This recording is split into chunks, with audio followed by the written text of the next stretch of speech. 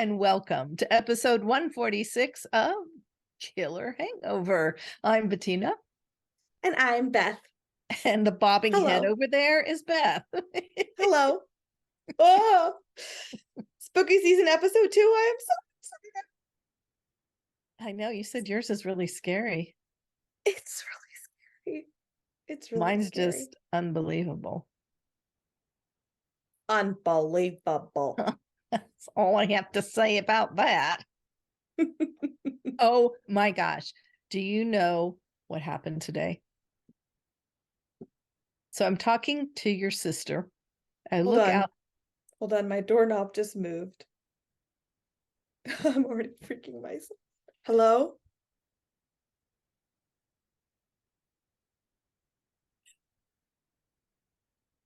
Okay.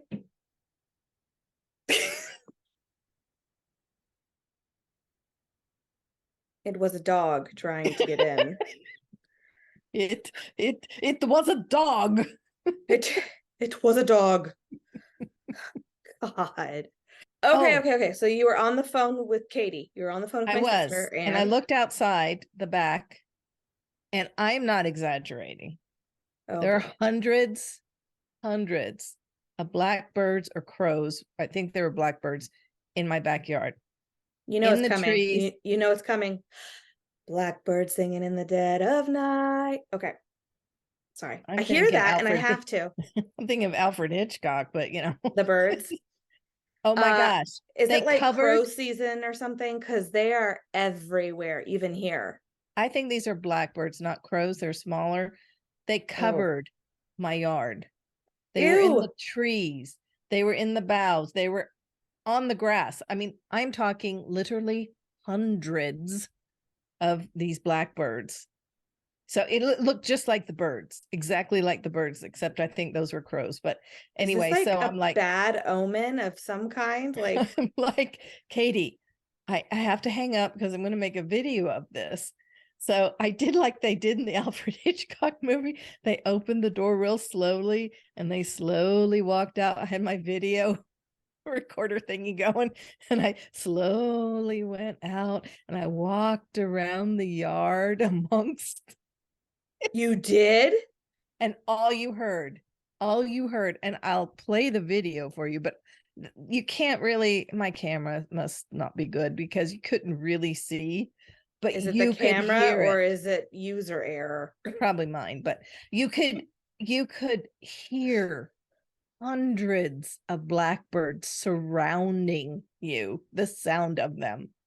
It was amazing. Okay, so if you're watching on YouTube, I'll put Mom's artistic video here.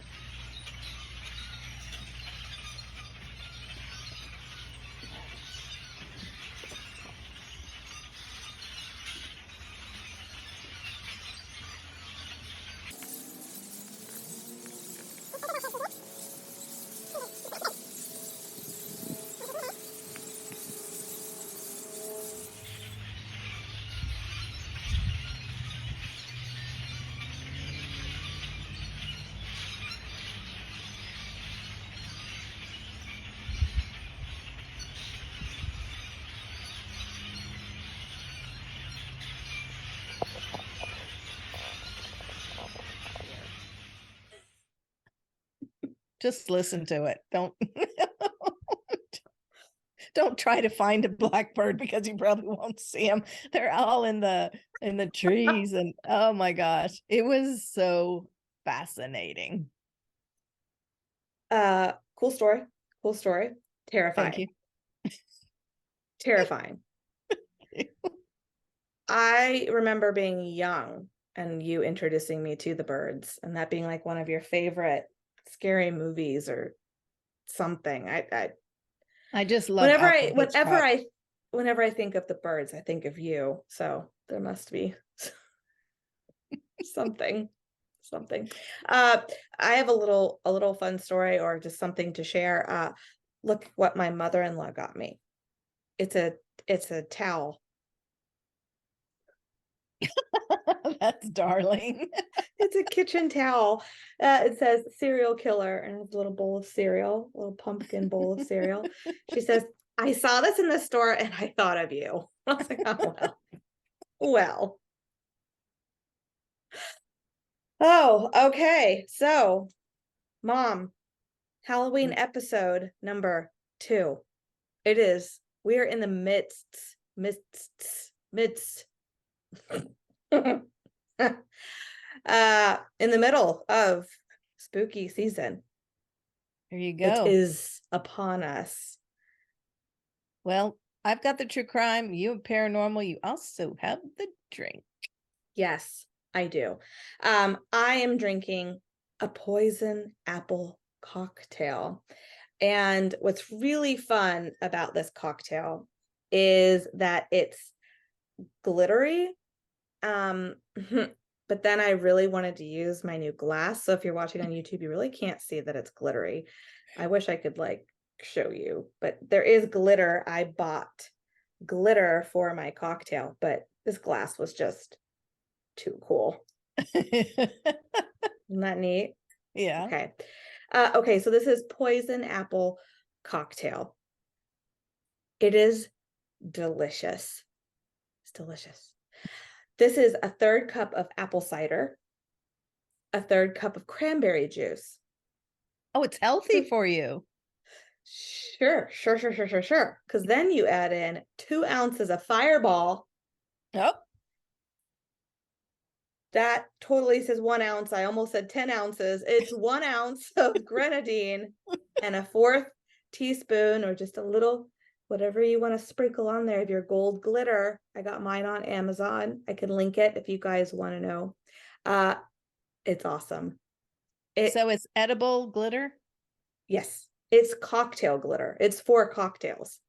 Oh, that's cool. My drink is very sparkly. I'm going to put this in another glass and take a picture of it for social.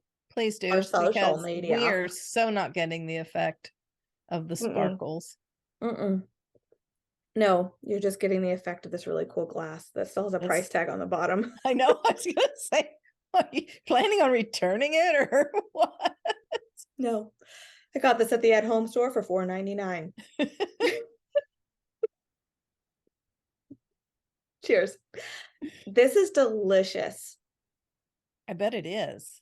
Apple, cinnamony, like, oh, it's perfect for fall. I'm wondering if this would be even good, like warmed.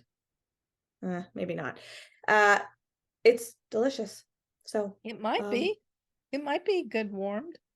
Yeah, I'm just thinking of like, well, I'm hoping that weather will be nice and chilly for Halloween, but pour yourself a little to-go cup cocktail to go trick-or-treating, you know. But right I now, don't it think is it's going to be chilly. Right now it's 90 degrees. I mean, not right now, we're at nighttime, but during the day it's 90 degrees. I mean, I love the heat. I love summer, but I know that fall is right around the corner. So I'm like, okay, just do it. It is fall. We are in the season of fall. So take a hint, weather, and summer, move on out. See you next year. And that is your weather with Beth and Bettina. Now for the true crime. We always talk about the weather. People like talk about the weather and they have nothing else to talk about, but we have plenty to talk about. Let me tell you. Another at-home purchase I just have to share. If you guys have an at-home near you, what is this candle? Like that thing that you watch, the this is like TV the QVC, commercial. like QVC. This is not an ad, but this is a pumpkin spice latte. It literally looks like a pumpkin spice latte. It's not. It's a candle.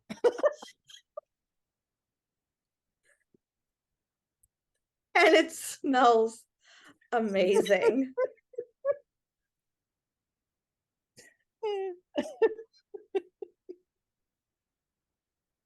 And it could be yours for the cost of $12.99. The low cost of $12.99. And that is the commercial ad. At home store sponsoring us tonight. towel is not for sale. Don't know the cost. Sorry.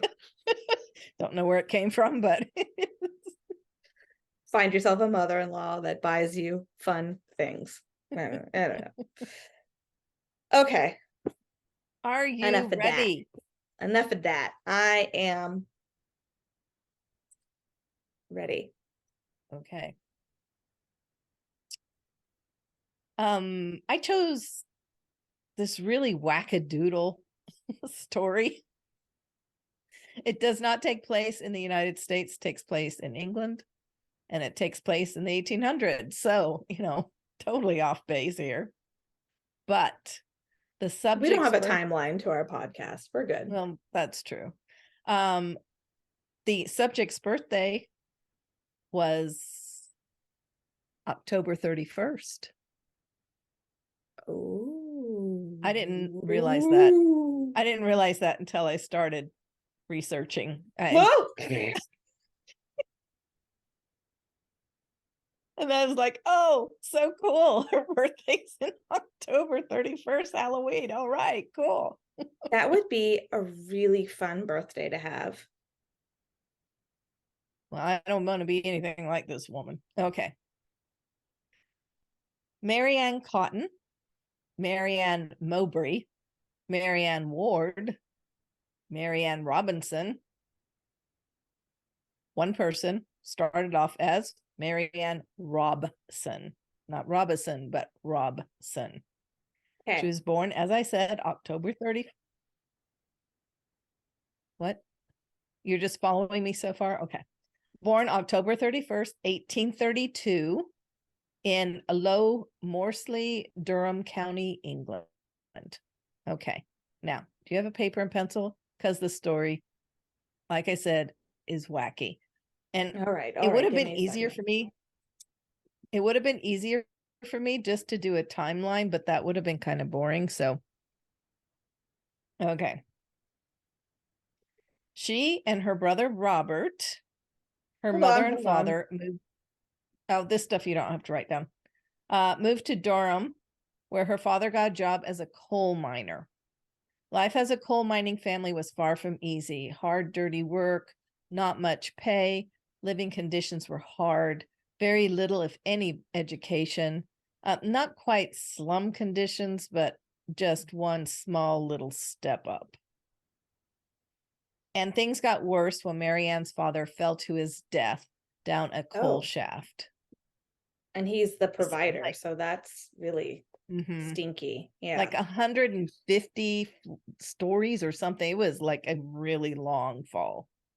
Marianne's mother married the next year to a man named George Stout, who Marianne did not get along with. She left the house at age 16 to train as a nurse. And then she moved back like 3 years later and she trained as a dressmaker. Okay, so at least she's getting something so she can make her own way in the world. The following year, 1852, Marianne married William Mowbray, with whom she had 8 or 9 children. Many of these children died. It's hard to say exactly how, because, and it's hard to say how many actually died because of the lack at that time of birth certificates and death certificates. And we had talked about that before. Marianne and William moved to Hendon, Durham County. Margaret Jane was born in 1856, and in 1858, Isabella was born. 2 years later, Margaret Jane died of gastric fever. In 1861, Margaret Jane II was born. Guess they didn't have. No, we've seen that a lot in a lot of our, and a lot of my research. I've seen that in the older times, yeah. In the older times, yeah. In the older times. And then in 1863, the family was blessed with a son, John Robert William. Somewhere in that time frame, William took out. What? What? I mean this with love. I'm bored. Change your tone or something. I feel like I'm in school. Okay. Okay, where And should I I'm back? not start with a son. Okay. So finally a son was born to them. And during that time frame, somewhere in there, the husband, William, took out a life insurance policy on himself and his kids.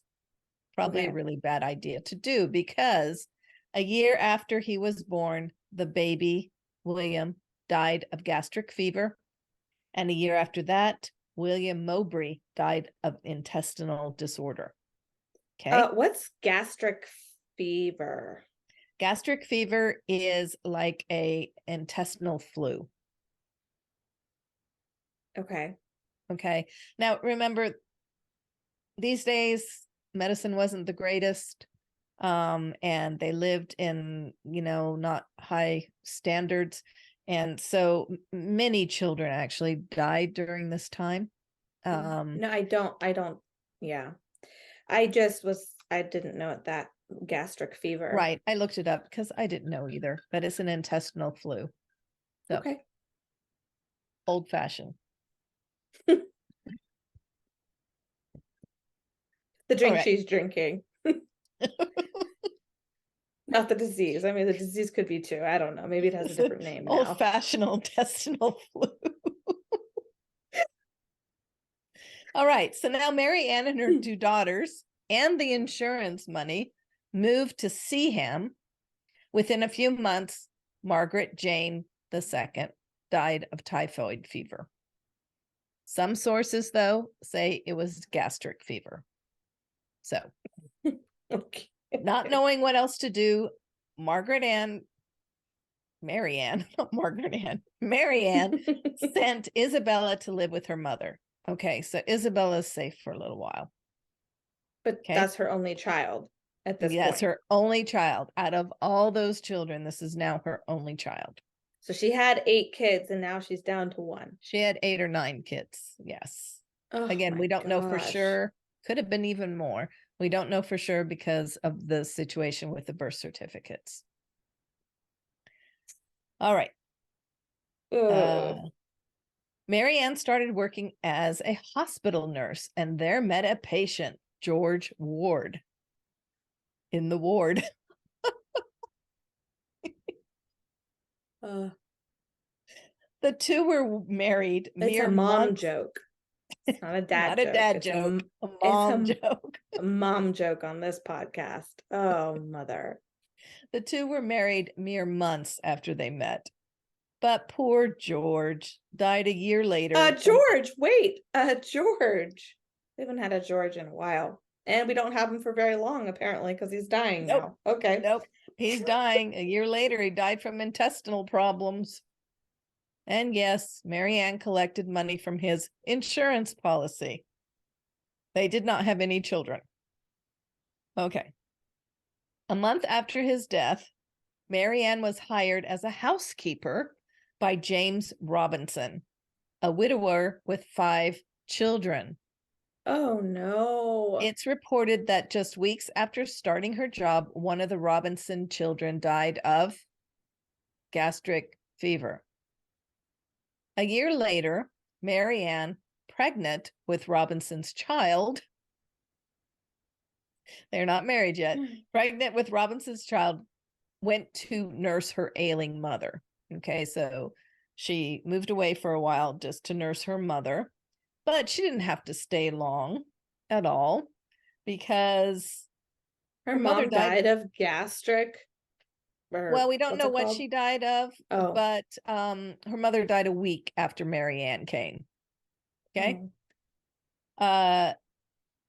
And like I said, we don't know what she died of, but it could very well have been gastric fever or some intestinal problem. Remember, Mary Ann's mother had Isabella, the little girl, but now Mary Ann and her daughter returned to the Robinson household. This would have been around April 1867. In May, a month later, Isabella and 2 of the Robinson children died from some sort of abdominal illness. Okay, so she's obviously poisoning all these people. In August of that year, Mary Ann married Robinson, and they have 2 children, Margaret Isabella, who died a year later, and George. So Jeez. if I have this right, only 2 of Robinson's children are still alive, plus baby George. Oh my Okay. gosh. In 1869, Robinson started growing suspicious of Mary Ann because she kept nagging him about getting a life insurance policy on himself and the children. And he kept saying, no, I'm not going to do that. I don't know why you need that. I'm not going to do that. So he kept refusing. And then he discovered that she was stealing from him. Now he was not super wealthy, but he was pretty well off. And I don't know why she's stealing from the man, but he caught her stealing, threw her out of the house. So now she's on the streets. He kept baby George. Oh, okay. Well, that's so now good. she's on the street just for a few months until a friend of hers, Margaret Cotton, introduced her to Margaret's brother, Frederick. Okay. Ooh. He was a widower. I need like chess pieces or something. Okay. I know, I'm telling you. He was a widower with, I believe, 3 children. Okay. That same year, Margaret and Frederick's youngest child. Okay. That same year, Margaret, so Frederick's sister that introduced Mary Ann to him, she okay. and Frederick's youngest child died of gastric fever. Okay. This would have been I went from never hearing the word gastric fever in my life to being sick of hearing it. I've literally heard it like 40 times. Okay, this was 1870 now. Mary Ann is once again pregnant, now with Frederick's child, and the 2 got married. But remember, she's still married to Rob. She's still married to Robinson. Very good. You are following along. Who tossed her out. There's no divorce. Okay, he just tossed her out of the household. Baby Robert Cotton was born in February of 1871. By the end of that year, Frederick Jr., and Robert have all died from gastric fever. 41. And Mary Ann walked away with the insurance money. Okay. Okay, if you're not confused yet, this next part will tilt your world a little bit. 2 months after Frederick's death, Mary Ann hooked up with her former lover, Joseph Natruss. Now, I haven't mentioned him before, but he was... that's a name I would have remembered for sure. She was messing around with him early on, but he had a wife. So now he doesn't have a wife, and they start. Did she die of gastric fever as well? No. Oh. They had moved away, and now he's back in the city by himself. They started messing around again, and she finds herself pregnant again, but not from Joseph, from another man, John Quick Manning. Okay, Mom, I've given up. Natruss died in May of that year, and in 1872, he left all he owned, not much, to Mary Ann. All right. Allegedly, she told a local official that the reason she could not marry Quick Manning was not because she was already married, but because of her 7-year-old stepson, Charles Edward Cotton. So she had, when Cotton had died, remember Frederick? Sure. Frederick had 3 children. Right. Okay. And 2 of his children and the child they had together and him all died of gastric fever. So she had the 7-year-old with her, Frederick Jr. Oh, she still has this baby. Okay. And he's 7 years old. And she told this official, I'm sorry, it wasn't Frederick Jr., it's Charles Edward. She tells this official, well, I won't be troubled long. And she wasn't wrong. Charles Edward was dead a few weeks later. Oh my gosh. This aroused suspicion, and the officials notified the police. An autopsy was performed on the 7-year-old's body, and arsenic was discovered in his stomach. Natris and 2 other Cotton children's bodies were exhumed, and all were determined to have died from arsenic poisoning. Wow, they exhumed bodies then? And they did autopsies then. Yeah, and how do you determine and have arsenic? the tests to do it? I thought that was really interesting. Yeah. Arsenic poisoning your hair follicles. You can tell by your hair follicles if Really? you've been poisoned by arsenic. Yeah, because it's a slow poisoning, and so it affects your follicles. I don't remember how. Either it's a color or how they look under the microscope or something. But there's different ways in the body that you can tell. Of course, the organs also. Yeah. So Mary Ann was arrested, but her trial would have to wait because she was pregnant She's again. Pregnant. Saw that coming. Margaret Edith was born in jail in January 1873. She was reportedly Mary Ann's 13th child. Now, I think that doesn't add up. Nope, I think it was more than that. I know you threw a lot of numbers and names at me, but that doesn't add up. To me, it's like 16th child. The trial began 40. No, that's the number you've heard gastric. That's just the number in this episode. Yeah. The trial began 2 months later on March 5th. Her defense argued that Mary Ann was innocent, and the arsenic found in the bodies was from inhaling the dust from wallpaper dye. Okay, now this was not as weird as it sounds, because in those days, arsenic was in almost everything, including wallpaper. But the amount that you could inhale would not have killed you. Otherwise, everybody would be dying of arsenic poisoning. Well, sure. What is that they say? Asbestos? I can never say that word. Asbestos, yeah.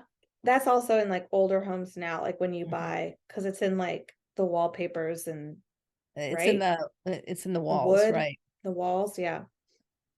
Yeah. And does that have arsenic in it? Or just asbestos, which is not good for you? Bad. Okay. I just know it's bad. Okay, the prosecution pointed out the other deaths surrounding Mary Ann from early on, the gastric fever, which, by the way, has the same symptoms as arsenic poisoning, and that caused the death of so many around Mary Ann, and most likely they were all poisoned. I cannot believe it took them this long, though. I guess back then people died all the time. That sounds horrible. They did. That's terrible to say, but they did. Children, babies, and she just kept popping from different places. It wasn't like she stayed in one little village. So altogether, it would have been 21 deaths caused by this woman. So I was keeping tally, and I had 19. So I knew I wasn't paying attention somewhere. She was only convicted of one, though, and that was of Charles Edward. But she was sentenced to death by hanging.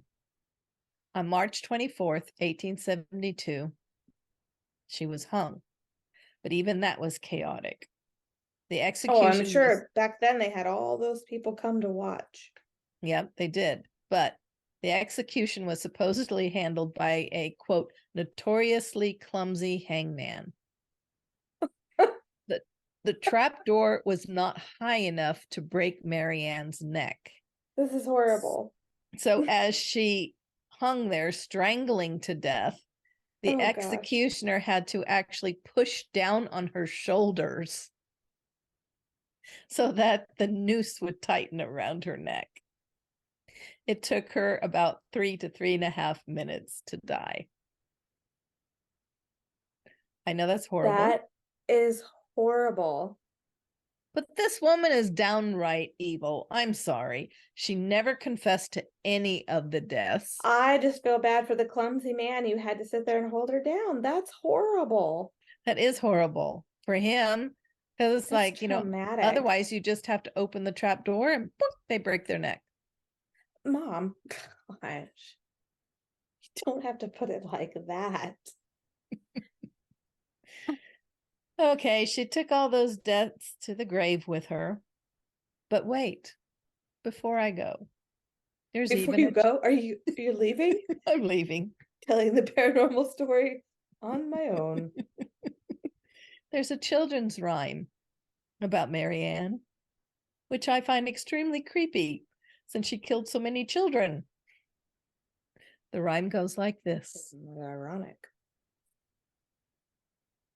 Okay, I'm going to refer to black puddings. Okay, black puddings is a black pudding out of a type of sausage made with pig's blood.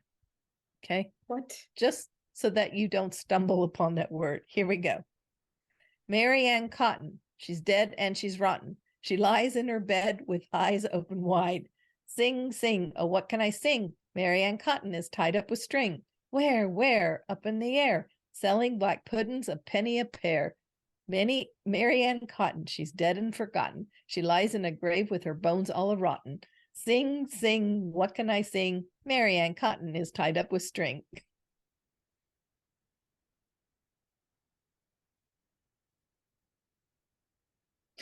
I'm sorry. I don't, I, I don't, there are no words.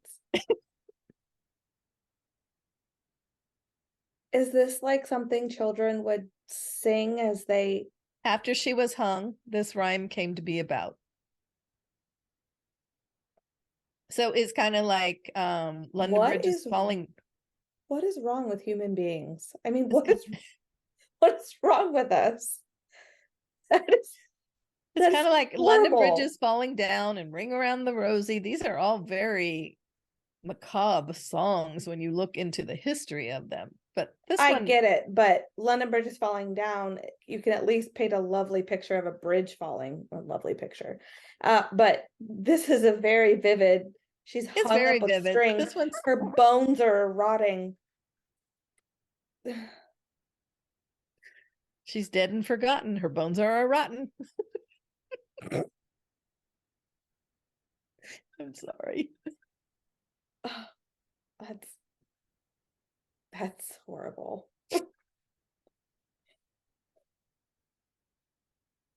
This is the epitome of a mom joke. I don't know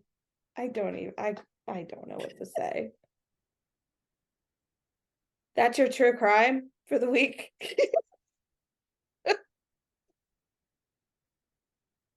Girl, 21 people. That's horrible. I know. Children, mostly. That's what I'm laughing at sick. the rhyme because she's a horrible, horrible person. Sick. I know. Oh, okay. Well, are you ready to be spooked? I am. I'm leaving my lights on because I'm going to get scared. I my dog's in here with me. So you know what? My light is on. You just can't tell. Okay, good for you. I didn't say anything about your light. Just pointing out something to you. Do you know what? My light is on. It looks dark in here. It does. Okay. Let me get situated. Okay. I am nervous. This story, I really creeped myself out with this research. Kind of was hating myself for picking this subject. I'm going to let's put you in a scenario, okay? Okay. And I want you to pretend you're in this scenario and I want to see how you would act. Okay? Let's go with it. Okay. Yes. We're like in an improv class. Okay, what would you do? You are in Abilene, Texas. The year is 1996. It's late spring, early summer. It's finally warm enough for you to wear shorts. Okay. Okay. It's around 9 p.m. and you hop in your car to drive down the road to your local internet provider. Your bill is due because that's what you did then to pay your Okay. bills. Paid your Yes, you bill. could send checks, but you live right down the road. So you're just going to drive there and just drop off your check. Okay. Yes, of You're course. going to drop it in the drop box outside of the building because it's 9 p.m. The building is obviously closed. You don't have Venmo or credit cards online back then.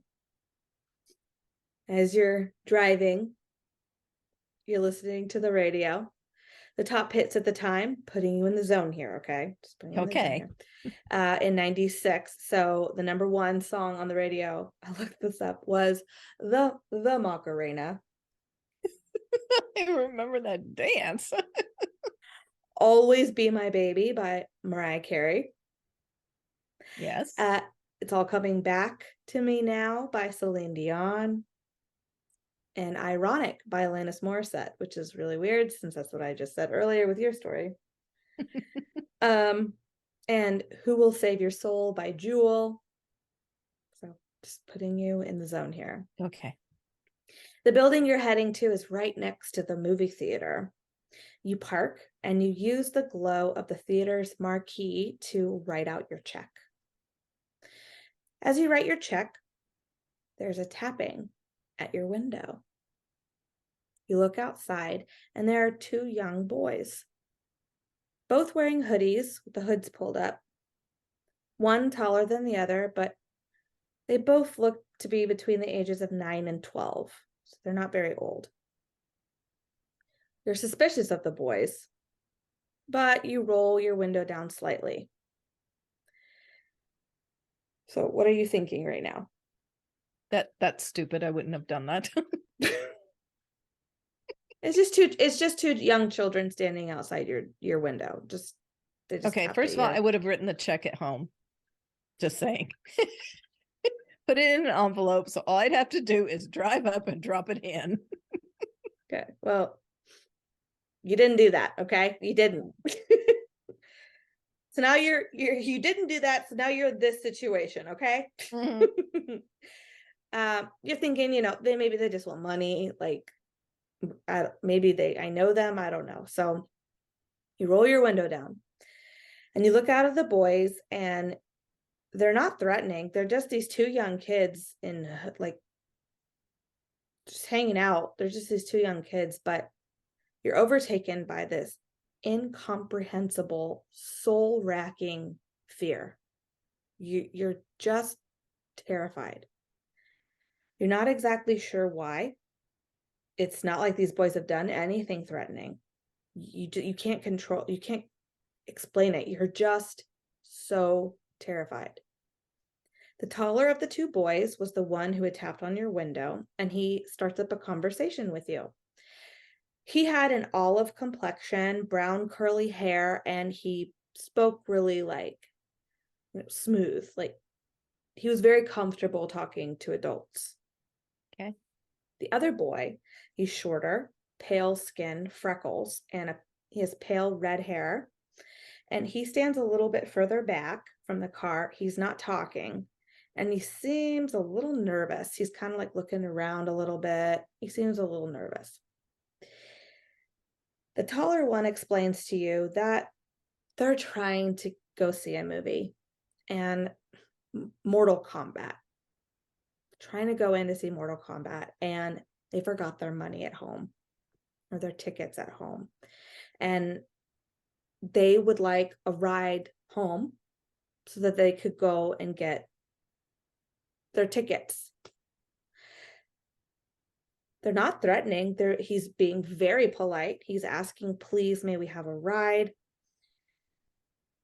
But you are terrified. There's just something It's that gut thing. about It's that gut thing. everything that's wrong.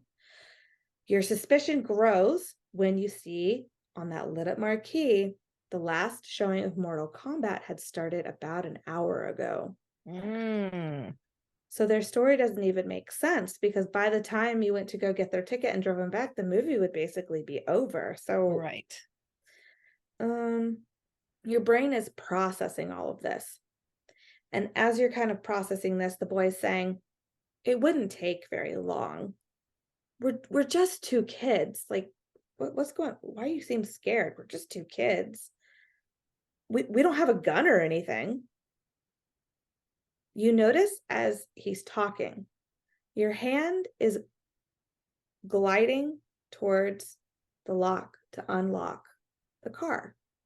Like, you're not even thinking about it. Your hand is going to open the door for them. You quickly pull your hand back. Then you look up at the boys again. Sorry. And you notice their eyes. Pitch black eyes. Soulless orbs, like two great swaths of starless night. Fear engulfs you. You roll up the window, and the younger boy in the back looks very confused. The older boy starts banging sharply on your window. His words are full of anger. We can't come in unless you tell us it's okay. Let us in, he says. You drive out of the parking lot as fast as you can. Yes. Yes, The I end. would.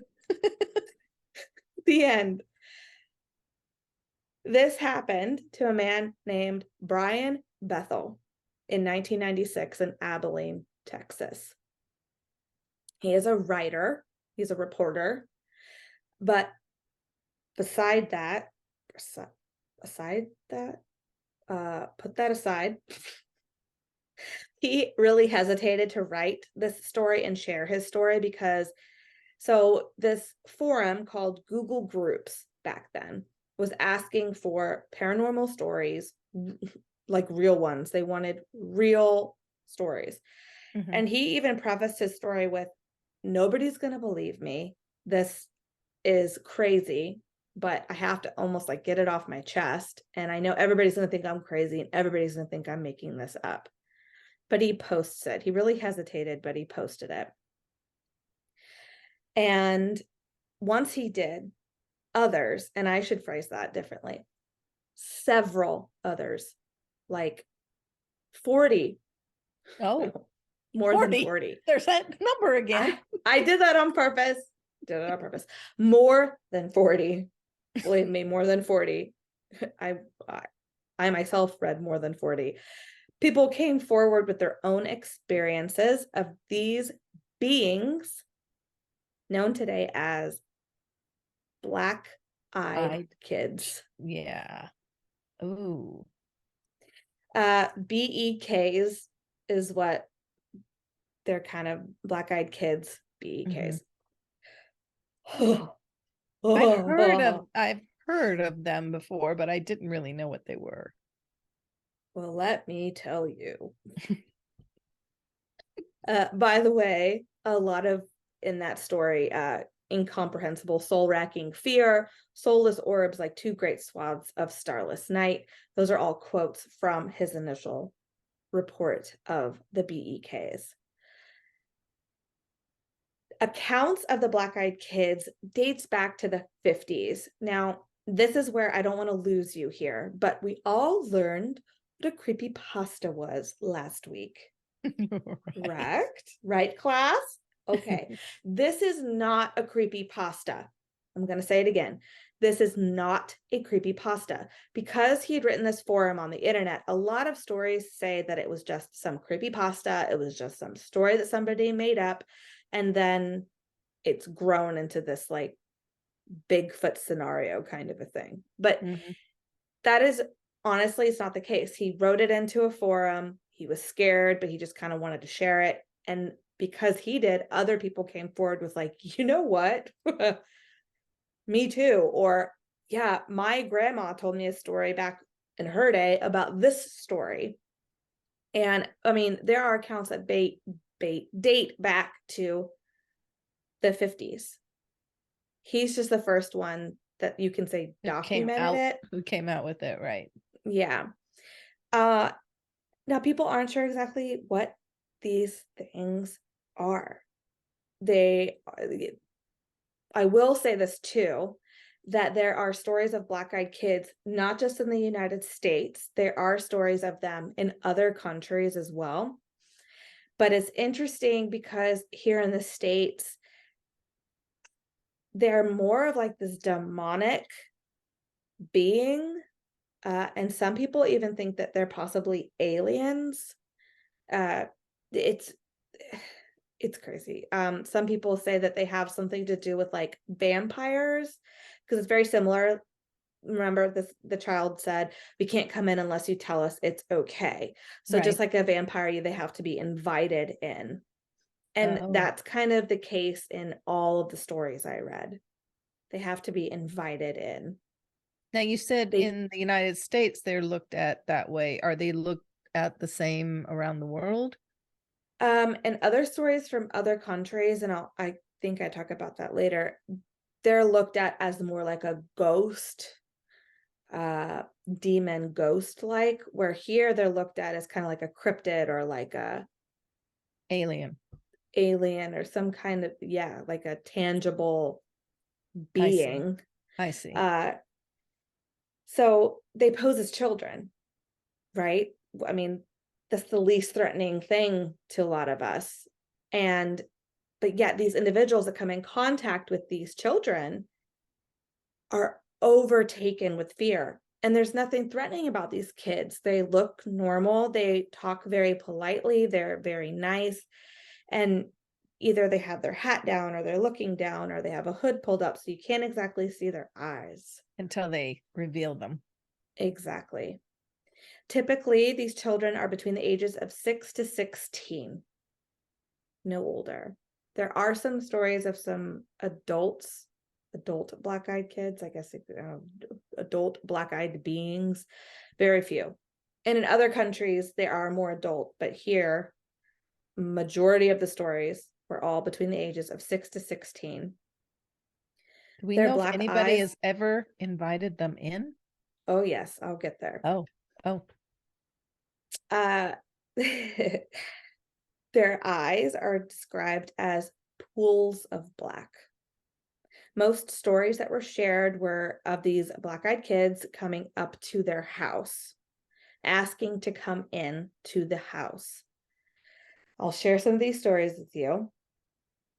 You got the heebie-jeebies now, just wait. All of these stories, though, share similarities. The people are compelled to talk to these beings. It's not like they want to, I don't want to talk to you and slam the door and walk away. They are compelled to stay and hold conversation with them. They can't walk away. They are feared. They're terrified, but nothing threatening is happening. And these beings are talking in this like monotone voice. They're very calm and it's very monotone voice. In the Abilene newspaper article, he said, quote, until you've been on the receiving end of these terrible dark eyes filled with hate and torn from the very depths of night and time, I'm not sure you can understand the people I've spoken with who have truly seen them understand completely. So until you see them, you can write this off, but it's horrifying. Okay, so I read this book. It's called The Chilling True Terror of the Black-Eyed Kids. oh my And it gosh. is terrifying. The author is G. Michael Vasey. He writes a lot of paranormal books and studies into all of this kind of stuff. He runs a website. It's called My Haunted Life 2.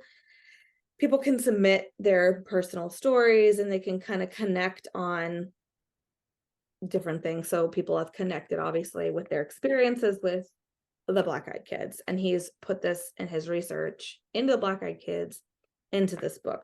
God, Want the to be cover is if terrifying. you want to be scared, go for Yeah. it. Read it. Uh, it's terrifying. G. Michael Vassie encompasses all things spooky, paranormal, writing several books, and running the website, like I said, My Haunted Life Too, where people can submit their haunted stories. Where someone submitted a story that left him feeling very uneasy and it really scared him. With him being into all the paranormal stuff, it's really hard to scare him. Scare him, sure. But this submission did, quote, I was tingling with a nauseating mixture of fear and fascination reading the submission. And he writes this in the book, and I'm just going to read it from the book. Well, I posted the story, and traffic to the website grew tenfold overnight. It seems I wasn't the only one creeped out by the story as it went viral on social media, shared and shared again. Then, much to my amazement, story after story started to flood in about BEK and the Black-Eyed people. Many of these encounter experiences followed a well-worn format very similar to the first submission. Here is the first submission. A few months ago, I visited my mother in Amarillo. She lives in a nice area that has a good reputation. I was expecting to have a nice vacation and spend some quality time with her, as she is getting older. We spent the afternoon together, and that evening she went to bed. I wasn't tired, so I decided to watch some TV and catch up with my friends on Facebook. About an hour later, there was a knock on the door. I was a little taken aback as this area was normally dead after 10. I went into the kitchen to try and look out to see who was at the door. The knocking was persistent. It wasn't like the average elder visit where a knock would be followed by silence. This was a constant tap, tap, tap. I was starting to get tired of this idiot knocking on the door, so I went to the porch and opened the door. 2 teenagers stood there. One looked around 14, the other around 16. I instantly wondered if they were at the wrong house, as I was the only person under 30 in my family. There was no possible reason for these kids to be here. They said nothing, so I asked them what they wanted. The older one told me that he was sorry for waking me up, but wanted to come in and use the phone. He explained that they had been left in the area by their parents and needed to call someone. As he finished speaking, he just stared at me. When I saw his eyes, I couldn't tear myself away. They were completely black. Just black. I couldn't break away from his gaze. I had a huge urge to just stand back and let them in. As we stood there, staring at each other, he started talking again. This time he wasn't asking. He was demanding that I let him in. The facade was gone. Whatever he wanted would only, quote, take a few moments, unquote. And then they would leave. He wanted me to let him in and help him. I broke my eyes away and realized that I was stepping backwards. I hurriedly told them to get off the porch and find help elsewhere.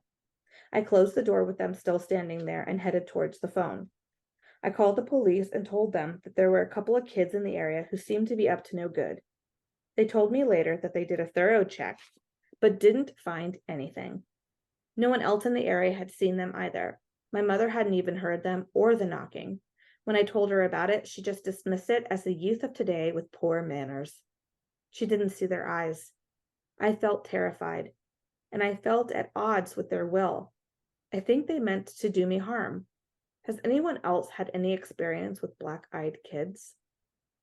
Submitted by Deanna M. Vassie investigated into these stories. He found, as I mentioned before, they followed the same terrifying pattern. It was late at night, a knock at the door, 2 children, kids. The person who answered the door is always totally gripped with fear, although the kids don't come off as threatening. There's just something that scares them. It's always 2 children? Always 2. Wow. They want to run, but they can't. The kids don't show emotion. And then their eyes, dark, horrifying eyes, totally black, no iris, nothing, just black. Another submission was from an elderly man named Roy, and he was awoken to tapping on his windows around 3 a.m. He went to the door to find 2 young men who asked to come in and use Roy's telegraph, is what they said. So it's like they aren't human. It's like they're posing as human with And the manners. they got it mixed up on that one. Yeah, and they got the time wrong or just something, but they said, "Can we please use your telegraph?" It's weird. Makes you wonder how long these creatures have been around. No. Okay. This is just an excerpt from somebody's submission. And they said, "It was at this point when I noticed that I could not drag my eyes away from theirs. I felt like I was being sucked in. It was horrendous, as though my life were being dragged from my body, screaming. They just stood there with their mouths closed, eyes staring into mine, and no emotion at all." So it's like they can read your mind or control you, because there's a lot of stories of like that, like Brian's story where his hand was going towards the lock to unlock it and Right. let them in, or the woman who was starting to step back to let them in, even though she was scared. It's almost like they have some kind of a control or something. And they do it by looking, and it seems like as soon as you break contact with looking at them or whatever, then you break that strength they have on you. Yeah. And they're not like, they're emotionless. So it's like they're hypnotizing them almost, just in some way. I don't know. It's so scary to me. It's like the snake in Jungle Book.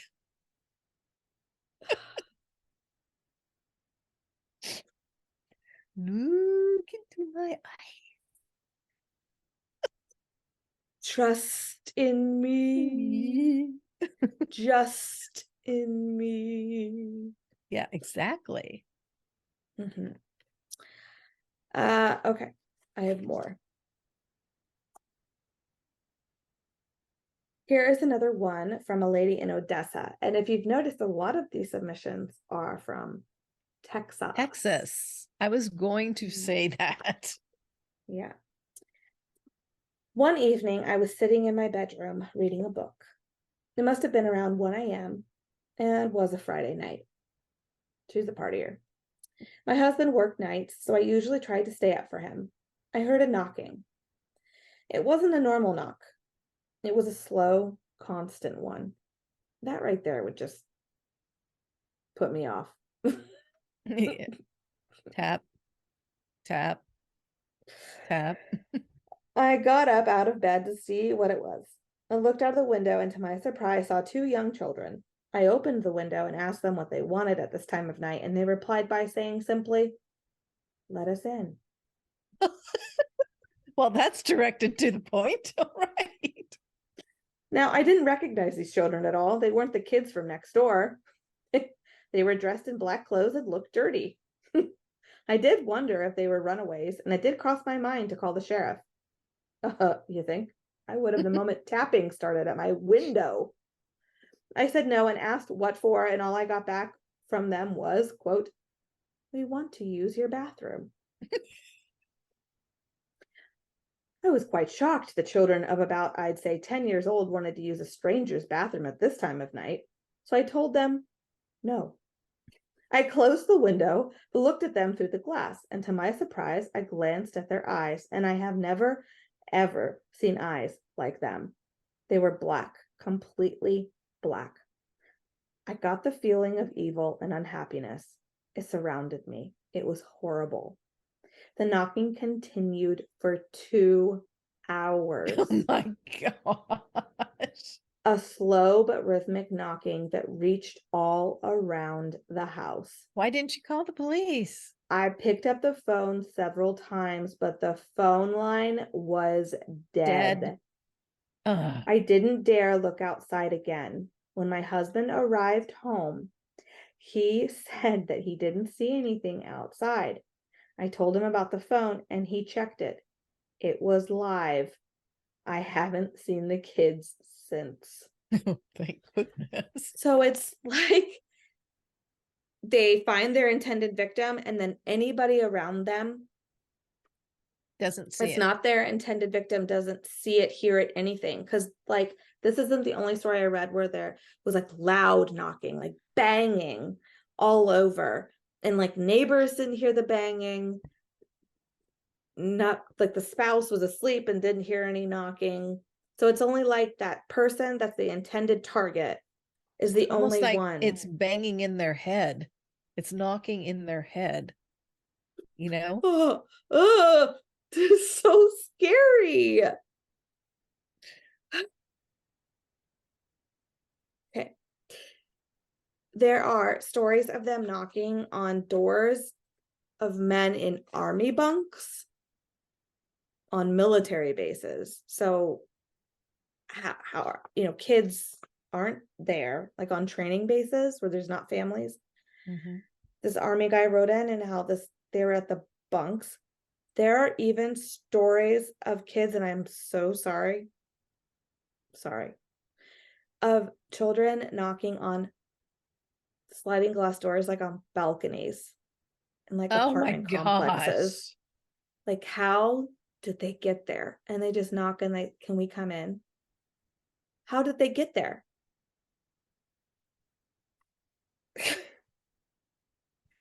Okay.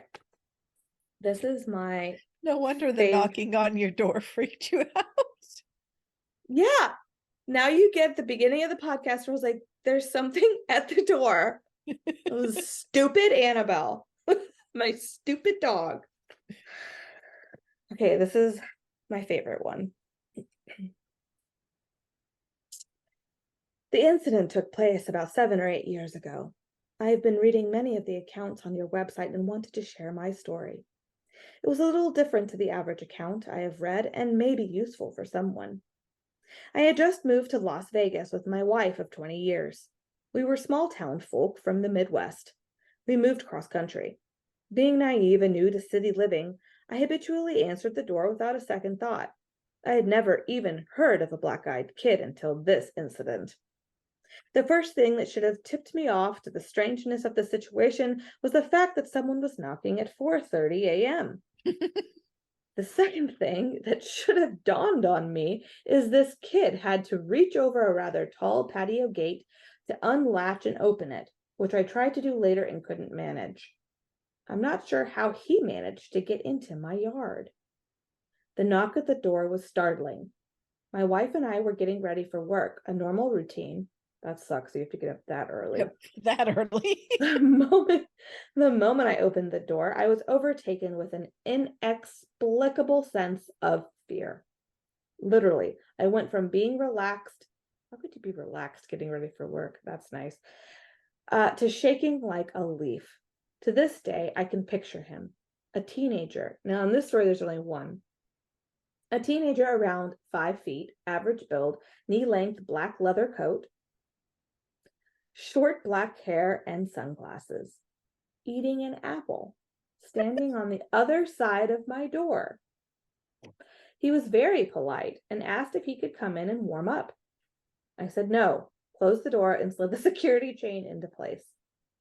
A moment later, another knock. I opened the now chained door, and before I could speak, he asked again if he could come in and warm up. Aren't they in Vegas? Isn't it warm? And he has a coat on. And his sunglasses at 4:30 in the morning. I said no again and attempted to close the door. Before the door could shut, he put his hand out, stopped the door on its hinges. He looked directly into my eyes, still wearing his sunglasses, and said, "Can I at least get some ketchup for my apple?"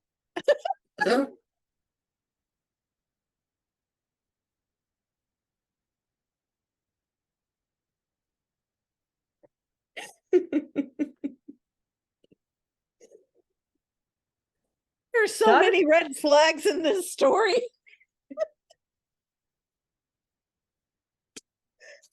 By the way, remember, poison apple cocktail. Anyway. Not a chance, I replied.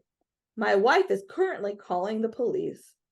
He smiled and just said, no, you won't be calling anybody. At that moment, I pushed the door closed, locked it, and called out to my wife. She thought I had been talking to myself. She didn't even hear him talk. I pulled the curtains back to look out the window next to the door. He wasn't there. There was no trace of him. I go out on the patio and check the gate, but it's still latched from the inside. My wife didn't believe me until that evening when she returned home and saw a half-eaten apple on the top step outside of our house. That's the freakiest bit. The damn half-eaten apple hadn't been there when I checked the yard. Yet a few hours later, it was sitting on my step, waiting for us to return home.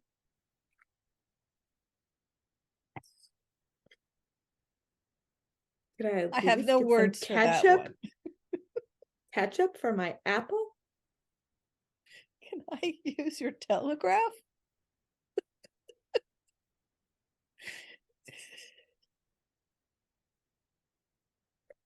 Sorry. One gets me every time. Oh, okay. So you had asked what happens if you let them in. Yes. And a lot of people don't let them in. It's a good thing too. Why would they? In one widely reported instance, and this is, I'm reading from the book, the BEK were allowed into the home and with disastrous consequences. The story of the encounter follows the now all too familiar, horrifying sequence of an unexpected knock at the door at 2 a.m. Two small children stood there, and the man answering the door inexplicably was totally unnerved by them. Thinking the kids had got lost, or perhaps there had been an accident, he let the kids inside, and his wife made cocoa for them. He kept asking them what had happened, and they kept repeating, "Not to worry, as our parents will be here soon." So the wife in this instance saw the children. They both, the man and the woman, saw the children, and these children are, "Don't worry, our parents will be here soon." How do your parents know where you are? The scared and concerned couple started to notice that their pets were behaving strangely. The husband began also to feel dizzy and strange as he sat with the children. When the woman of the house returned to the cocoa, she almost dropped it when they looked at her, and she saw that their eyes were completely black. At that point, the kids asked to use the bathroom, and husband and wife started to discuss the scene. His nose started bleeding profusely. Then, just as inexplicably, the power went out and they found themselves in darkness. They stood in the darkness in total fear until suddenly the kids left abruptly, saying that their parents had arrived, leaving the front door wide open. Rude. Were you raised in a barn? Where were you raised? What are you? Outside, the woman could see a car idling on the street. Two tall, dark suited adults were driving. They were in the car. So after that, nothing was the same. The cats disappeared. The pet bird died of a hemorrhage and a pool of blood in its cage. The husband's nosebleeds became progressively worse, and he was diagnosed with skin cancer. Meanwhile, the wife also began to suffer dizzy spells and nosebleeds. Oh. Had it be from the Black-Eyed Kids? Had it be? Wow.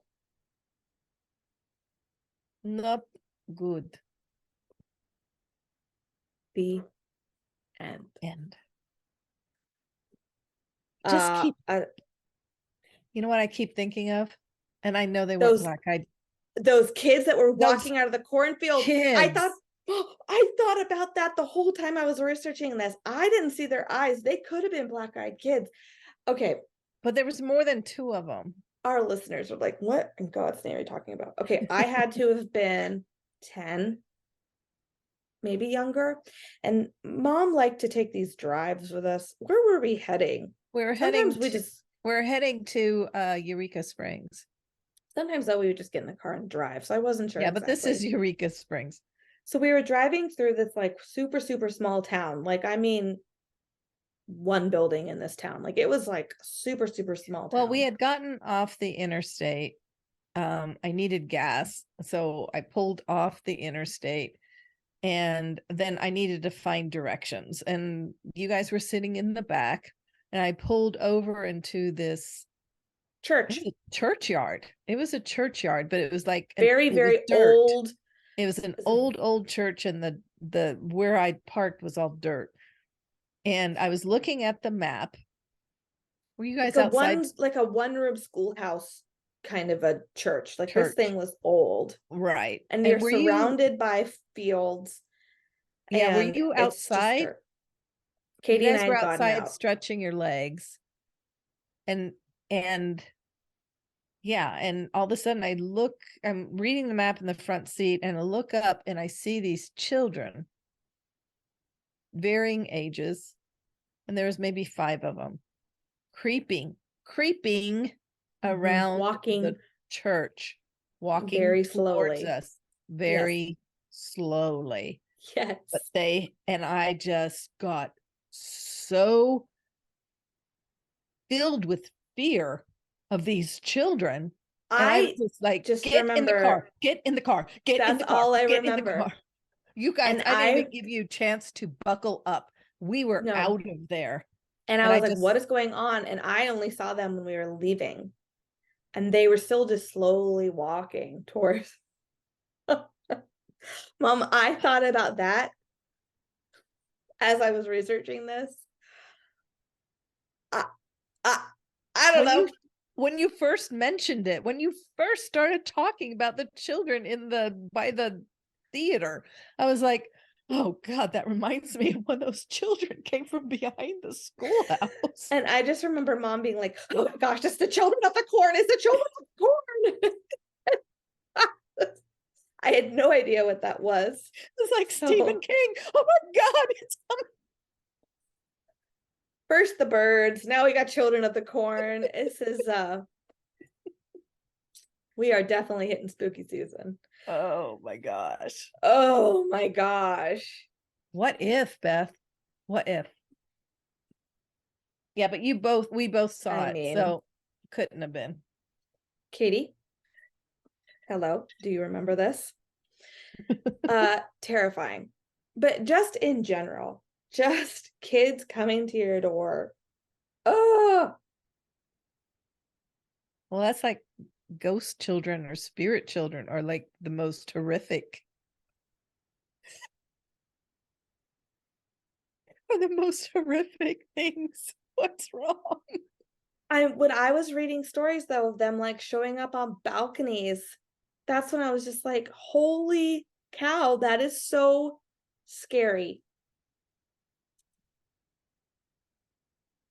I don't know what to tell you, honey. Just want to light my pumpkin spice latte candle and go watch an episode of Gilmore Girls and get this out of my head. I am so just spooked. I heard this story of the Black-Eyed Kids on a podcast years ago, and it really spooked me. Like really spooked me out. And then when we started this podcast, I was like, I should cover it one time, but I was like, I just don't know if I could dive into that because it's just gonna scare me. And I just should have gone with my damn gut on that one. Isn't it interesting though, how the human mind, that gut, that instinct, that prehistoric caveman instinct is still within us, and we're just like, something, this is right, this is wrong, this is wrong, this is, and it's like, close the door, run, this. So it's like, okay, why are there two? And the one that's not doing the talking, Brian calls the one the spokesman, is the one who talks. Okay. And then there's the second one. And it's like, that one, is he learning how to do this? Or, and then why are they so adamant? You have to let us in. You have to let us in. It's like, or else, like, do you have to answer to somebody? And there's a lot of people that think that they are aliens and they're taking form as human. like the Telegraph or Ketchup on their apple, like just things that just aren't quite right. But you know, when you're trying to learn a language and there's just the slang and just the different dialects and There's stuff. some So glitches. There's some yeah, glitches going on. yeah. And just the fact that they have that mind control almost, and then you are just so overtaken by fear. And then, so they've said like a lot of people have described them almost looking with their eyes being so black. It's like gray, the grays, you know, grays are right. Like aliens. So they're saying like grays are black-eyed kids as adults. Well, maybe I'll cover grays sometime. They're aliens essentially, or it's just, I'm just wondering if they are some extraterrestrial being that takes the form of, but then why do they need to come in? Like that one story where they got in, like they didn't do anything. They went to the bathroom and then they sat there and then they left. Yeah, But then but those didn't they? people are We don't know. tormented. We don't know what they did though. We don't know because I mean the cats ran away, the canary died, and the people suffered horrible illnesses. Yeah, the woman So was quoted as saying that this is the worst health she's ever been in ever since. I just, so scary. so did they take a part of their body? Did they take a part of their soul? Did they take a part of Yeah. their, you know? Oh, Well, just don't let them in. lock your doors. And this is why I never answer the door. I never answer our door. If you don't tell me that you're coming over, you're just gonna stand out there forever and ever. And I'm gonna check can you imagine checking your ring Ring and finding two little and they're kids. standing there? Oh my God. And then they turn around towards your ring and they have And they're just looking at your ring and they have black eyes. Oh my gosh. let us in.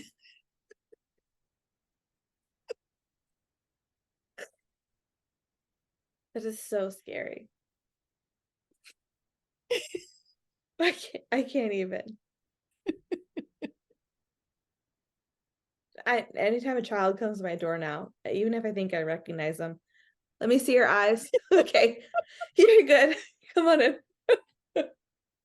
You know, one of these I'll days tell they're you, gonna get.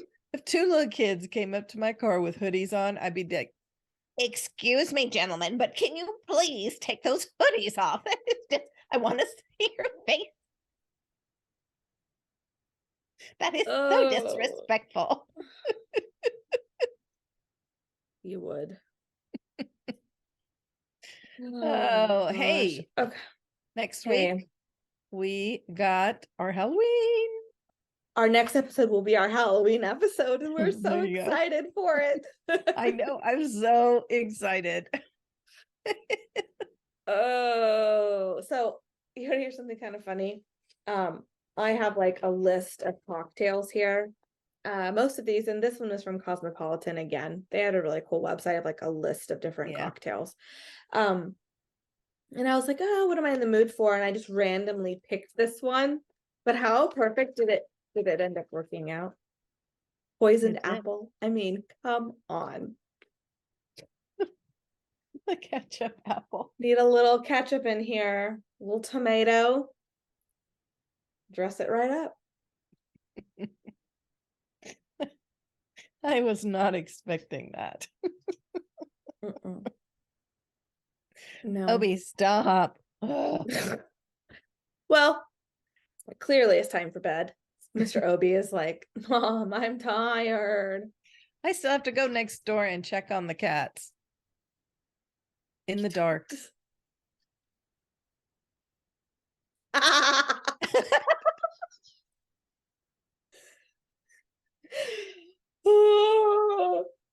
And I can't even bring Obi because he can't come inside the place. So, and it's pitch dark out there now. Have Tom go with you. He's probably in bed. pull them out of bed and say, I'm afraid of children. Come with me next door. I'm afraid check of on the black-eyed children. check. Come with me next door to check on their cats because I'm afraid of kids. Please. Can you Ooh, imagine? now, I'm in a neighbor's house and these you know, if children. these beings were smart, they would come around on Halloween. I know. Just saying. Now nobody's gonna answer their door for trick-or-treating. Everybody's gonna pull a Tom. If you guys all remember from last year, just put the bucket on the porch. Lock the door. Everybody just pull a Tom, pour it in a bucket. Put it outside the door. I'm gonna be Whoever gets it, gets it. Who cares? every costume that comes to the door. Let me see your eyes. Okay, here's a Twix. What if they dress like black-eyed children? Then their parents are stupid. Their parents are mean. That's horrifying. I'd rather them dress as Michael Myers or the Scream character or something. I bet they'll have costumes out, black-eyed children costumes. These stories have been around forever. They would just have to dress like regular kids and just make their eyes black. And then you'd never know. Trick or treat. Can I come in? Can I use your bathroom? That's the thing. You can't let any of them in. You can, that's wait, you have to just stop and regain your sense of control and say, no, you get your ketchup at Hardees.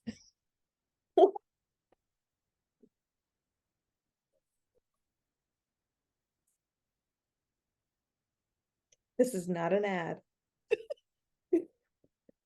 Hardees? That's the first place you think of? Hardees? On that note, for resources of this episode, please check out Mom's website that she works so hard on, killerhangoverpodcast.com. If you want to give Mom some Hardees money, then join our Patreon. It's $5 a month. Mom can go get herself some ketchup.